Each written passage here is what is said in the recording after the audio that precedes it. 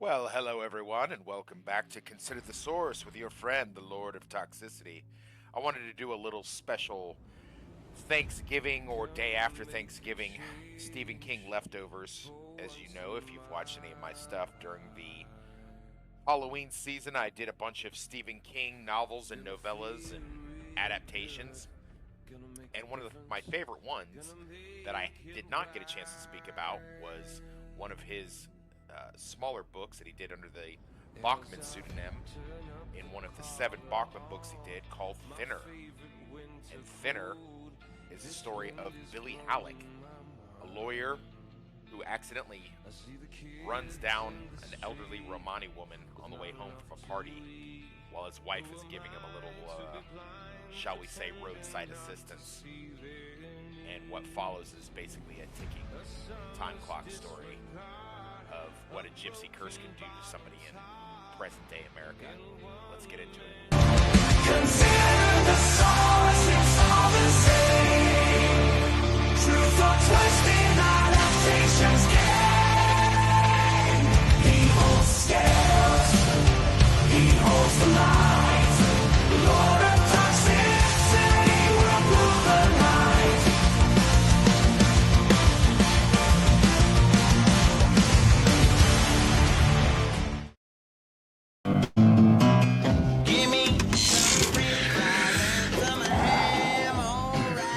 Did you weigh yourself? 297.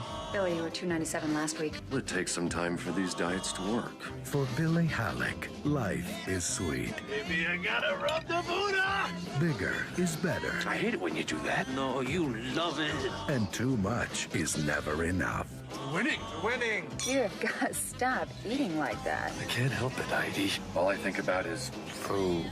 But tonight, all of that will change. You killed my daughter, and I curse you. Thinner. From the best.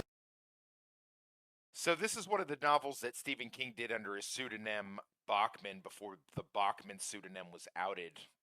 Stephen King wanted to try a bunch of different stuff. It's funnily enough one of his biggest critics at the time when the novel was released in 1984 said this is the kind of novel that Stephen King might write if Stephen King actually knew how to write. So hey, haha, jokes on him. During this story, Billy Halleck, a Connecticut lawyer who's just recently fresh off a huge win for a mob case, comes home from the celebration party while him and his wife are screwing around in the car. He doesn't see the Romani woman walking out into the street, accidentally runs her down, and because of who he is and his position in the town, and of course, prejudice against Romani, aka gypsy people back in the day, and maybe a little bit even now, the local authorities decide to back up their friend and whitewash the case. Well, that doesn't go over too well with the father of the woman that gets killed. And what he decides to do is put a good old-fashioned gypsy curse onto Billy. A curse in which Billy will lose 3 pounds a day no matter what he does. No matter how much he eats, no matter what he tries to do, he loses 3 pounds a day until he's going to disappear. The local authorities that helped him, the judge and the chief of police, they also get their own separate curses of varying degrees, but obviously Billy being the protagonist, he's the one that we follow. And we see this over 300-pound man start to wither away. And it's pretty graphically described in the book, and very, very well done. After the curse starts to set in and Billy's exhausted all medical reasons, he decides he's going to go after the gypsies and beg the guy to take the curse off. And of course, the gypsy doesn't want to do that.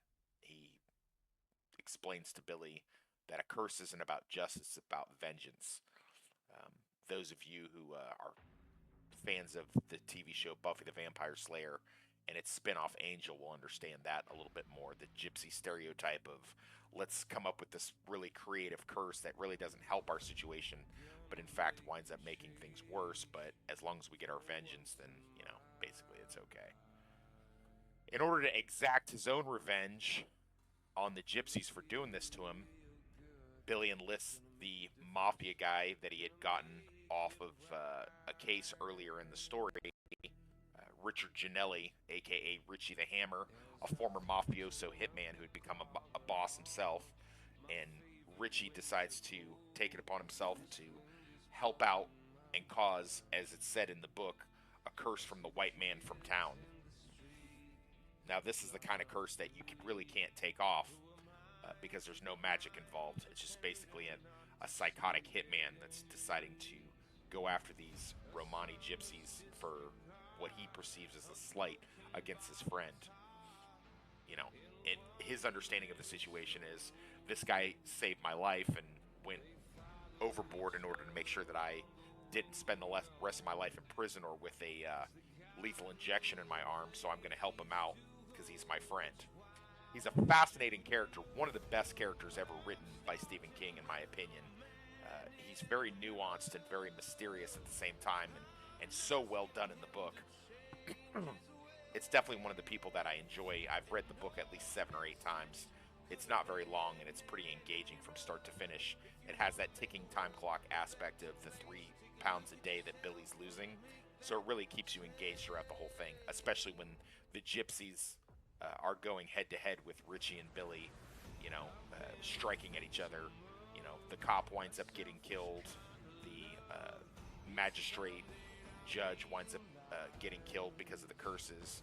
And so Billy's the only one left to carry on this kind of blood feud between the two of them.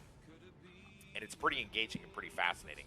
And of course, they've got little subplots in there with the great-granddaughter of the main gypsy priest guy, who's named Tadeusz Lemke in the story. And she's also just as lethal, even though she doesn't really have any kind of powers or anything like that. And what basically follows is them going back and forth, taking little stabs at each other, doing this and that, as it starts to escalate and become this really horrid blood feud between the two factions. Ultimately, it's decided near the end, and in case anyone wasn't paying attention at this point, spoilers will follow. I'm going to spoil the shit out of this story, both the book and the movie. Spoiler alert, so hopefully you've been paying attention. I always spoil them when I do these videos. But they decide that they're going to give it up and take the curse off of Billy. But as many things go with magic and curses, it's not a simple thing of waving a wand and removing the curse. He's got to basically take the curse and give it up to somebody else. And they do this in the form of a cursed pie that he has to make somebody else eat. And in order to do that, he's got to have somebody that he hates just as much. Well, during the course of these events, when he was still trying to get things figured out, Billy's wife, becoming more and more distraught as the weight loss sets in and as Billy starts making more and more irrational decisions and not wanting to be culpable of her own guilt in what happened to the elderly Romani lady, she decides that she's going to start having an affair and get Billy committed if she can. And Billy decides to project all of his anger and frustration onto her and decides that even though they have a teenage daughter together and have built this life together, that she's basically the enemy. So he's going to have her eat the pie. Unfortunately, like so many things with magic and curses and vendettas and things like that, he does in fact get the wife to eat the pie, but unfortunately the daughter comes home and eats the pie as well. So Billy just decides that he's going to eat some of it, and that's how he's going to take himself out. So it doesn't have a good ending. As anyone who's read any or all of the 7 Bachman books will know, I think the happiest ending in all of the Bachman books is possibly The Running Man, where our protagonist flies a plane into a building, which I guess, I don't know how they're going to deal with that if that thing ever gets filmed, but that's a story for another day, I guess.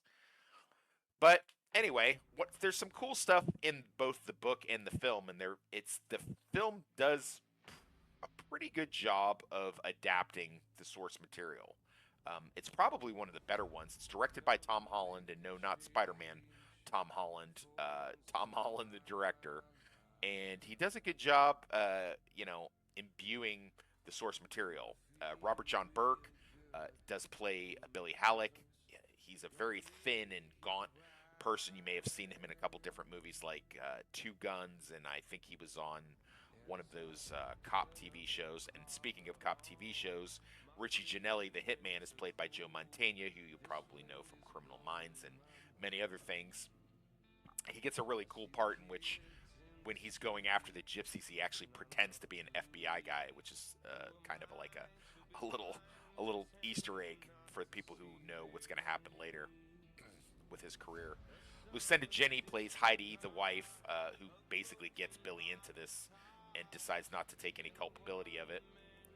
And there's a couple good side characters. Kari Wurr, who, if you're a child of the 80s, you probably had a big crush on her from Remote Control and the Andrew Dice Clay movie that she starred in, Smokin' Hot. She plays the elder granddaughter, Gina Lemke, who is an expert crack shot with her slingshot and ball bearings. And an incredible performance by Michael Constantine plays Tadzu Lemke, who is the elder gypsy that kicks it all off with the curse. He's unfortunately no longer with us, but I think he did an amazing job in that with what he did.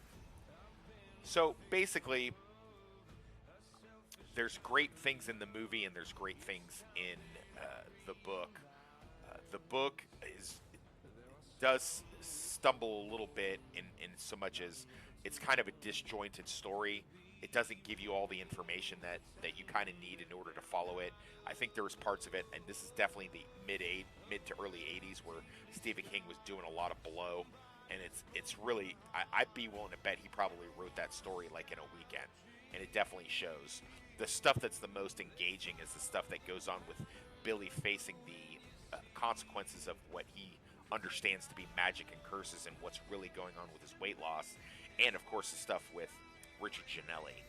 They really give him a lot of good character development in the story and show you what a heartless psychopath will do if he feels like his honor has been violated in some kind of a way. Just basically steps in there for a friend. You know, think of The Town with Jeremy Renner, and you'll kind of understand what it is that I'm talking about. Besides the sometimes disjointed narrative, I do have some complaints. The dialogue is very Stephen King type dialogue-ish. You know, there's lots of things where you can tell that Stephen King really doesn't know how people in this world would actually talk and operate a lot of the times. When Stephen King is talking about his down-home Maine type people and their kind of country accents that they have up there and things like that, that's when he tends to be the more comfortable. But when he starts dealing with people that are from, you know, in this case, like Connecticut for Billy and then New York for Richie, he doesn't really have a good understanding. And the gypsy people, it's kind of like, it's very stereotypical Romani gypsy thing. So a lot of the dialogue suffers because of that. And I can't say that it's any better in the 1996 movie version of it either. That being said, when the stuff is good, it's really, really good. For instance, the stuff that Ginelli decides to say to the gypsies in order to threaten them, to let them know that, you know, this thing's going to escalate and escalate until they all wind up dead. The things that the Taduz Lemke, the main gypsy priest guy, says to Billy, kind of instructing him on justice and what it is to be strong and you know, have a good resolve, you know, for the things that, you know, you feel as perceived slights and how his people have been treated. That's all really well done, and it's really well executed in the novel. And to a lesser degree, it is in the film. So that's really all the complaints. And the very ending is left ambiguous in the novel. It's almost told in a sort of dream sequence. You know, Richie winds up being killed. The gypsies, specifically Gina Lemke, the daughter, has gotten a drop on Richie, shot him with ball bearings, and left his hand inside Billy's car. That seems super unlikely considering how proficient and how good Richie had been up until that point, but, you know, who's to say? You know, anybody can make a mistake. And the ending of the novel is left really ambiguous of whether or not Billy's dreaming what exactly is transpiring, or if he really does, in fact, bring this curse home to his daughter, who's really the only innocent in this entire story, and whether or not she has actually eaten the cursed pie as well. All that we know for sure is that the wife is dead and Billy's going to eat his own pie, thereby killing himself in the process.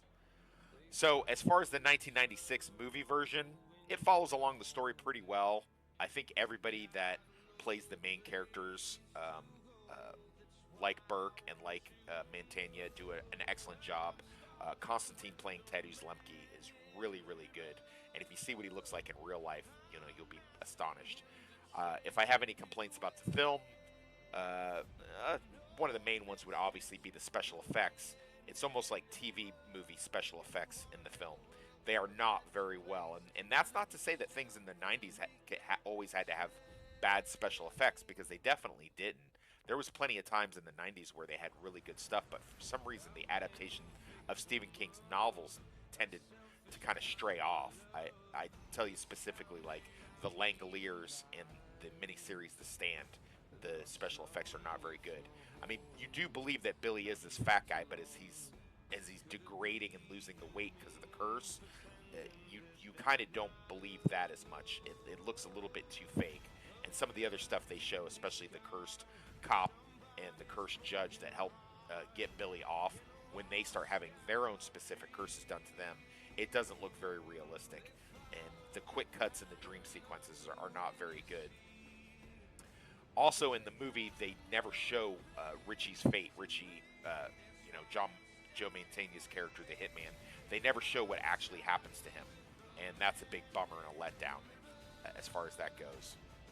As far as the ending, I think they definitely do better in the ending with the movie, just due to the fact that it's extremely definitive of what happened. We see that the daughter has in fact eaten the cursed pie. We see the wife is dead, and we see that Billy decides to bring the lawyer who had been cheating with his wife into the house, and that they're going to both eat the pie, thereby, basically wrapping up everything and having a real nihilistic ending to that. Some of the choppy Stephen King dialogue that's prevalent in the book is not very well acted out, in the feature, and that's definitely something that works against it, because you kind of don't believe the things that the people are saying. It, as bad as it reads in the novel, it sounds even worse when it's coming out of the characters' mouths.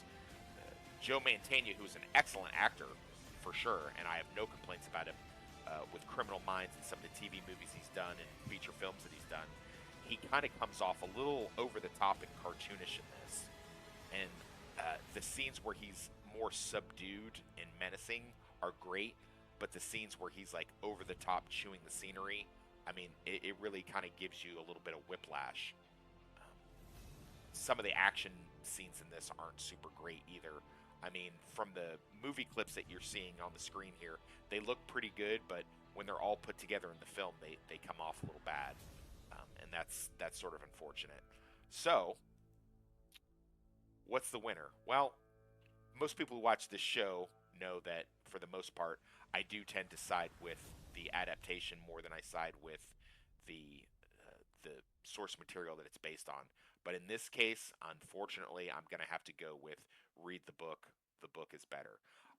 That's not to say that the movie's not something interesting, and it's certainly a fun little watch if you happen to have a chance. Sure, give it a watch. It's really quick, and it gets straight to the point.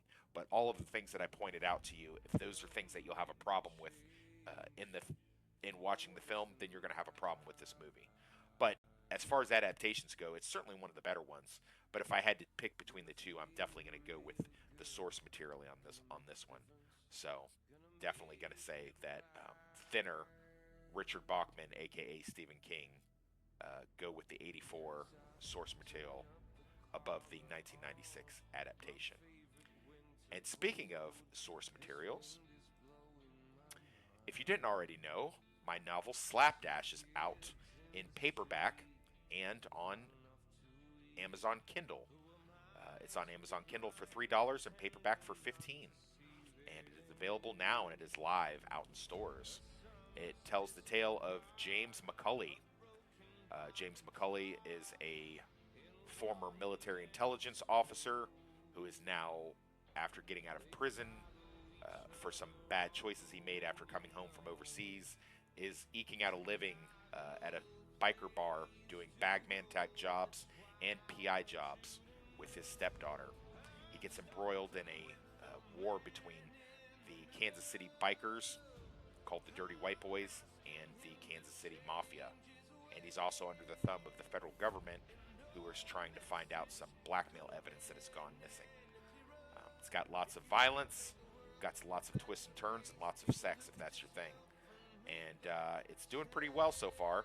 But if you'd like to get a copy, go to Amazon and type in Slapdash, look up my actual name there, and you will find what you were looking for. I'll also have a link for the book in the description of this video, and I would greatly appreciate it if not only would you comment on the video, like, comment, and subscribe, smash that like button. I'd really appreciate it if you get the book. It'd be a great gift for the holiday season.